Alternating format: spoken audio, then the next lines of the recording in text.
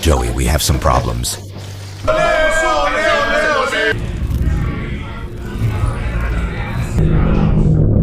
What's wrong with that idiot? He kicked us out. We'll keep partying somewhere else now. The night isn't over yet. Hand me that idiot. We're not done. He is a total idiot. Hey, do you want to see some tits? There are your tits. Come on, buddy. Show him your tits. No. You are a damn southerner. You are just trash.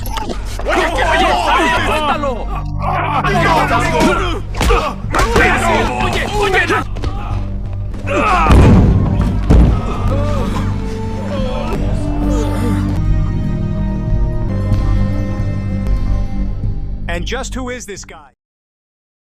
We begin the movie with some thugs attacking homeless people on the streets of London. After stealing their cash and drugs, one of the thugs tries to take advantage of a woman, but a man named Joey Jones attacks them so his friend can escape.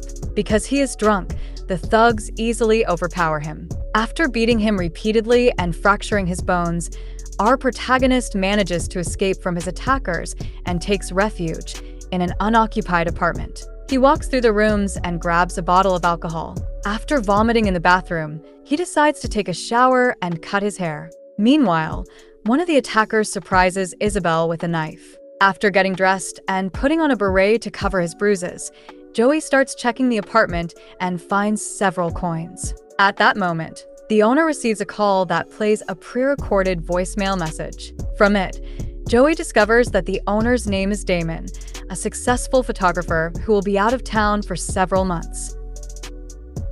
While checking the owner's mail, he finds a credit card with its access code. He goes to an ATM and decides to withdraw some cash to buy a bit of flour, then starts drinking alcohol and bumps into a couple. The woman's boyfriend steps in, and our protagonist begins to remember the war. It turns out he is a former Special Forces soldier who deserted the army due to traumatic incidents during his service. Instead of facing a court-martial, Jones chose to live on the streets of London, running from his military past. He then decides to return to look for Isabel. On his way, he meets a nun named Christina, who runs a soup kitchen for the needy and the homeless. The nun recognizes him and asks about his clothes, thinking he stole them from someone. Joe tells her he got lucky, gives her a roll of cash, and says that God gave it to him.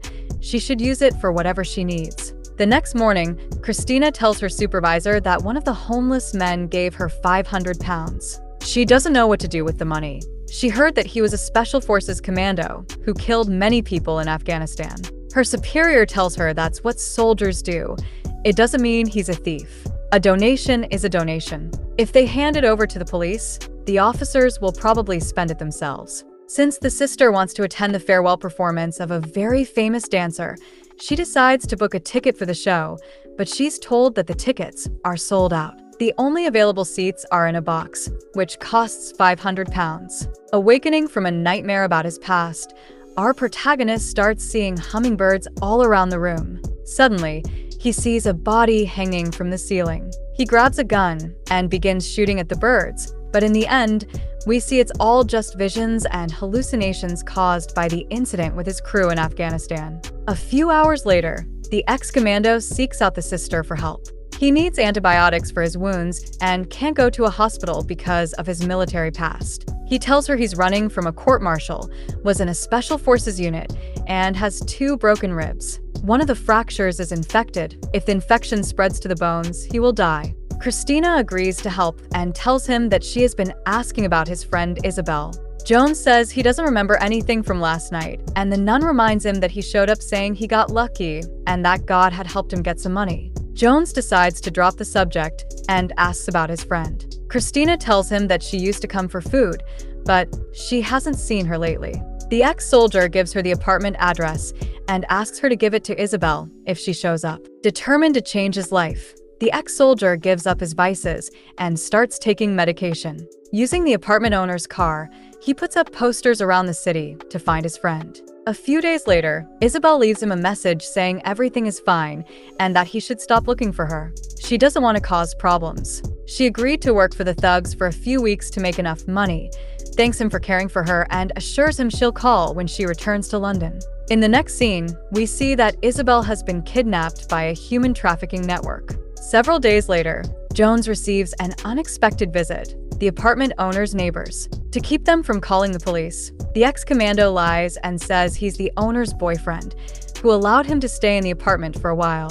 The neighbor says the owner didn't tell them anything, so our protagonist asks if they have his personal number. They answer that they don't. Their neighbor is a very private person. Jones says he usually calls him at night and that the owner offered him the apartment to stay for the summer. He then heads to his new job as a cook. Knowing he's a man with many skills, his coworker asks for help with some troublemakers who are causing a scene and refuse to leave the restaurant. The ex-commando politely asks them to go, but they act rudely, insult him for no reason, and challenge him to a fight. Jones refuses to fight and tells them to leave. It's already too late, and they'll miss their train if they keep wasting time. The thugs surround him and try to catch him off guard, but our protagonist quickly takes them down without much effort. Noticing the commotion, the restaurant owner is surprised by his combat skills. Without hesitation, he decides to introduce him to his boss, an important crime leader in London. Choi is involved in criminal activities,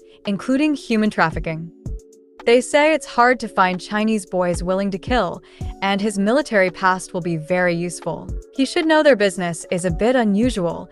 He'll make a lot of money on every deal, and he'll be working with his new partner nicknamed Monkey. In the following scenes, we see our protagonist carrying out several jobs for the mob, beating rival organizations to show who's in charge, torturing men to extract information, and trafficking illegal substances. Taking advantage of the mafia's profits, the ex-commando starts sending food deliveries to the soup kitchen, and thanks to that he earns the nickname Crazy Joe Angel among the people in need. Sometime later, our protagonist runs into his ex at a supermarket. It turns out the ex-soldier had a daughter with her. Seeing him in a suit, Dawn angrily complains that they have to live on 25 pounds a week since she lost her job, that she pays the landlord with her body. She starts throwing items off the shelf, and the ex-commando hugs her to calm her down, gives her a roll of cash, and promises he'll keep helping her.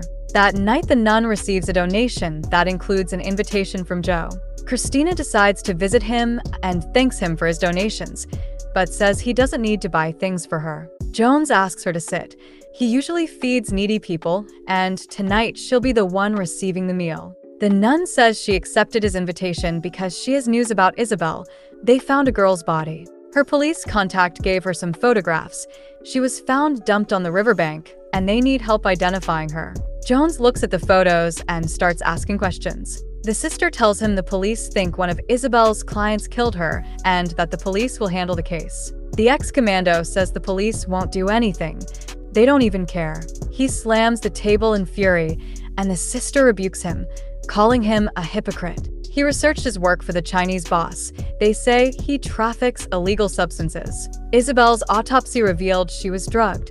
He's indirectly linked to her death. Once calmer, Christina takes his hand and tells him that when she was high a few months ago, he gave her a roll of cash which she spent on herself and hasn't slept well since. She called her sister in Warsaw, who sold several things left at her house. She pulls out 500 pounds and gives it to him, apologizing. The ex-commando says he doesn't need it, but the sister says she's very sorry about what happened to Isabel and knows how much he loved her. She urges him to think of all the other young women and do the right thing. The money she's giving is honest money. He should use it to start an honest life. When the sister leaves, Jones follows her to ask her at least to accept his gift. In the next scene, we see thugs attacking homeless people to steal their belongings. Suddenly, our protagonist appears and asks if they remember him. They pull knives, and the ex-commando takes them down in seconds. He breaks one man's arm and forces him to take an overdose before killing him with a kick. He interrogates the last one about his friend. If he refuses to answer, he'll kill him with a spoon. The thug tells him there was a regular who hired her, beat her, and always asked about her. One day, he went too far. They don't give names to stay anonymous, but by appearance he seems around 30 and has a scar on his face. That's all he knows. Before leaving him unconscious, Jones tells the homeless to alert him if the thugs bother them again and throws money to them so they can buy food. A couple hours later, the sister receives a letter from Joe saying he has information about Isabel's killer. The letter also contains an invitation to a private photography showing. At the event, our protagonist notices Christina wearing the dress he gave her. Jones is surprised and says she looks good, The sister explains she accepted his invitation because of the information about Isabel and wore the dress because it's the only nice thing she owns. Jones says the guests think he's a successful photographer. He expected a different kind of event and never imagined there would be photos of naked men everywhere. He shares his description of Isabel's killer and asks her to pass it to the police. For now, it's all he has. Leaving the event, Christina tells him she used the money to buy a ticket to the dancer's farewell show. She's watched her since she was a child. The dancer is 42 and still performing. Christina always wanted to be like her. She tries to imitate one of the dancer's moves and almost falls. Joe grabs her, and she asks if he's still a gangster. He says he still has things to do, and that when summer ends he'll leave the organization completely. He mentions the apartment owner returns on October 1st. Christina insists it's fate. She almost falls again, but Jones catches her. She looks him in the eyes and asks for a kiss, then leaves repeating the description of Isabel's killer. The next morning, Jones is stopped by the neighbor as he's about to get in his car. Tracy says he looks very different. The black suit fits him perfectly, and asks if he only likes men. He replies that it's an interesting question and that lately he's felt very attracted to religious women, especially nuns. When he goes to collect the mob's money at a restaurant, the owner refuses, saying Mr. Choi only deals with Chinese suppliers. If it's true Jones works for the mafia, he should tell his boss he'll send a check. Jones replies he'll take cash. The owner pushes back, and the ex-commando neutralizes him. The owner's kids try to defend him, but are easily taken down. The restaurant owner attempts to stab him, but is neutralized again. In a moment of anger, the ex-commando considers killing him, but ultimately leaves him alive. As Jones turns to leave, one of the owner's sons grabs a gun and demands the money back. Jones turns and shoots him in the arm to avoid killing him. Because of the incident, our protagonist draws police attention. After investigating, 2 officers question Christina about Jones's whereabouts. When the ex-commando shows up, Christina tells him the police came to interrogate her and she lied to protect him. Jones asks about her police contact, and the sister says the officers laughed at her when she gave them Isabel's killer description. They told her the information was too vague and they weren't interested in investigating because Isabel was a sex worker. They're more interested in investigating him. Jones says sometimes you have to seek justice with your own hands. They get into the van and Christina asks him about what happened at the event. Jones tells her he asked her to kiss him, and she did. Christina reveals her insecurities. She doesn't understand why he wanted to kiss her. Jones says she's a beautiful woman. If he kissed her, it's because he wanted to. The nun opens up about her past. Her father forced her into gymnastics. She wanted to be a dancer, but her father refused. Her instructor abused her when she was 10 years old. He did it 17 times. One day, she decided to defend herself and ended up taking his life. For a long time, she believed she deserved to be in hell. Since she was just a child, they decided to send her to a convent instead of prison. She had never told anyone her past. Joe asks her to stop and says he'll drive. When they reach their destination, the ex-commando says goodbye, asking her to take care of herself. While Christina speaks with her superior, it's revealed that she plans to travel to Africa and continue her duties at the Valley Mission in Sierra Leone. Africa has always been part of her life project. Her superior asks her reasons, and Christina replies that there are too many distractions in London. She'd like to leave any day after October 1st. Returning to our protagonist, Jones tells his boss that he needs information about one of the clients. His boss replies that he doesn't have any, but will take him to his superior so they can discuss it. It turns out the boss is a woman known as Madam Choi. Joe says that men who are violent with the girls cause too many problems for the organization. They attract too much attention. Madam says they refuse to deal with such people. Jones explains that he's looking for a violent man who attacks girls around 30 years old with a scar above his eye. The boss replies that she knows him. He usually wears expensive suits. Jones asks for his name, and Madam answers that she'll give him the information in exchange for a favor. He must take on a job no one else dares to do. Our protagonist accepts and realizes he has to transport slaves and refugees, keeping count between women and men. Meanwhile, we see Jones's target beating one of the working girls, and at the same time one of Choi's employees records Max's clothing details. After delivering the captives, Jones is rewarded with a wad of cash along with a letter stolen by Choi's employee. It turns out to be an invitation from investors to attend the dancer's farewell show. The meeting will take place on the rooftop on October 1st at 7:30. When the day arrives, Jones asks Christina to help him with some photographs. He wants to send them to his 9-year-old daughter, a picture of him in a nice suit so she can think her father is a good man. While having coffee at a restaurant, Christina tells him she's leaving for Africa tomorrow, but before that, she wants to spend some time alone with him. While the two are making love in the apartment, the owner unexpectedly shows up and notices the door is locked. He looks through a hole and sees the couple leaving through the back. After leaving the hotel, our protagonist asks Christina to go anywhere in the world with him. He has enough money for both. Christina stops him and says he must first leave the world of crime. She kisses him and asks him to go with her to the dancer's farewell show. She has a box for two, tonight at 7. A couple of hours before the performance, the ex-commando visits his ex's apartment to give her a bag full of money, but the one who opens the door is his daughter. Jones gives her the photo he took in the suit and holds her hand. At that moment, his ex shows up. Jones leaves, saying goodbye to his daughter, while Dawn opens the bag and discovers the pile of money. 20 minutes before the show, Christina waits at the entrance, but when only 5 minutes remain, she decides to go inside, thinking Jones refused her invitation. Meanwhile, the ex-commando rides the elevator up, searching for his target until he spots him by the scar above his eye. He approaches him in a friendly way and then asks him to come along. They need to talk privately. Max refuses to go, and Jones throws him off the rooftop in front of everyone. He grabs a bottle and starts drinking. As he tries to escape, the authorities uncover his true identity.